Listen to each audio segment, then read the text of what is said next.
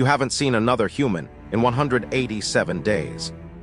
But last night, something answered when you called out. You don't remember when the world ended, only how loud it was before it went silent. Screams, sirens, people running for their lives, and then one day it all just stopped. No warning, no explosion, just silence. The kind that feels wrong, like the world is waiting for something that never comes. At first you thought people were hiding, maybe locked inside waiting for help, so you searched. You broke into houses, called out into empty streets, checked hospitals, police stations, anywhere that could hold even a single sign of life.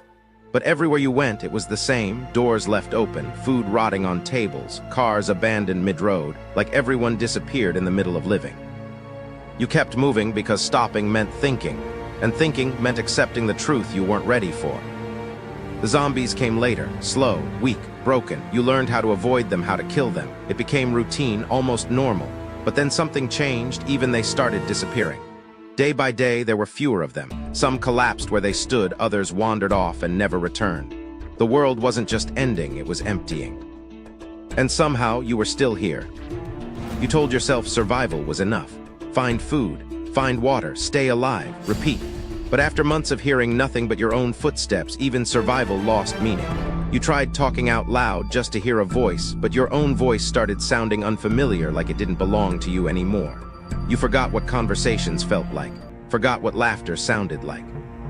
So you started leaving notes, on walls, on mirrors, on scraps of paper, messages like keep going or you're not alone. You didn't know who you were writing to, maybe a future survivor, or maybe just yourself, trying not to fall apart. But deep down you knew. There was no one else. Then last night, everything changed. You were sitting alone in the dark when you whispered, barely loud enough to hear yourself, "Is anyone out there?" And something answered, "Hello."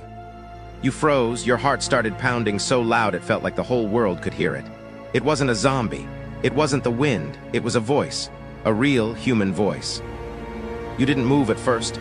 You thought it was your mind playing tricks again. But then it came again, clearer this time. "Can you hear me?" Your body reacted before your brain could. You ran, faster than you had in months. Through empty streets, past abandoned cars, following that voice like it was the only thing keeping you alive. Because if this was real, if someone else was out there, everything would change. The voice led you into a broken building. Dark, silent, the kind of place you would have avoided before. But now, fear didn't matter. Nothing mattered except that voice. "Hello," it echoed again. You followed it step by step, deeper inside, until you reached a small room. And that's when you saw it.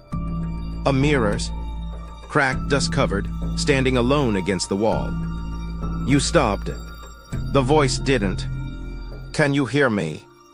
Your breath got heavier. Something felt wrong. You slowly stepped closer, your reflection staring back at you, tired, hollow, unfamiliar. Then you noticed something. Your lips weren't moving, but the voice still spoke. "Hello." Your heart dropped. You stepped back slowly, and for the first time in 187 days, your reflection smiled.